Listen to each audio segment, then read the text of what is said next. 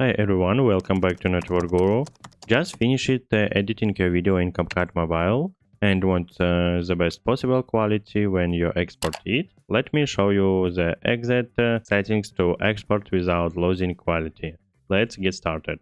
Make sure your video is completely edited in CapCut. Review transitions, text, audio and visual effects before exporting. At the top right corner tab the 1018p. You may have a different number. This will open the export settings screen.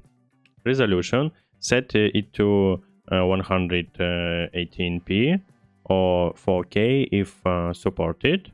Frame rate, choose 14 fps or 16 fps depending on your footage.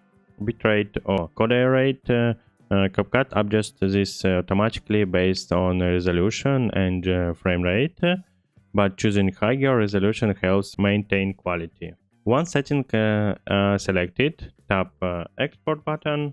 Wait for the rendering to finish. Don't exit the app. Your high quality video will be saved to your phone's gallery. Bonus tips: avoid re-exporting the same video multiple times.